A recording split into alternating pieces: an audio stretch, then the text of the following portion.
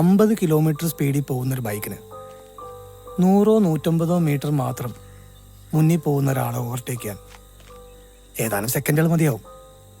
പക്ഷെ ഇവിടെ അതുണ്ടായില്ല. അതുണ്ടായില്ലെന്ന് മാത്രമല്ല, എനിക്ക് അവരെ അടുത്തെത്താൻ പോലും കഴിഞ്ഞില്ല. അവരെ കണ്ടത് മുതൽ എൻ്റെ കണ്ണ് കെട്ടിയ പോലെയായിരുന്നു. എൻ്റെ ബോധമണ്ഡലത്തെ ആ സമയം നിയന്ത്രിച്ചത് മറ്റാരുമാണ്. ഒരു കാര്യം എനിക്ക് തീർച്ചയാണ്, ഇന്നലെ ആ ട്രെയിൻ ഹോൺ മുഴക്കിയില്ലായിരുന്നെങ്കിൽ കൃത്യമായ റെയിൽപാളത്തിൽ ഞാൻ ട്രെയിൻ ഇടിച്ചു മരിച്ചാണ്. ഇന്നലെ രാത്രി ഈ വഴിയിലൂടെ എനിക്ക് സഞ്ചരിക്കേണ്ടി വന്നു. എന്താ ഈ വഴിയിൽ എൻ്റെ ജീവൻ എടുക്കാനായി അതേസമയം ഈ ട്രാക്കിലൂടെ ഒരു ട്രെയിനും വന്നു.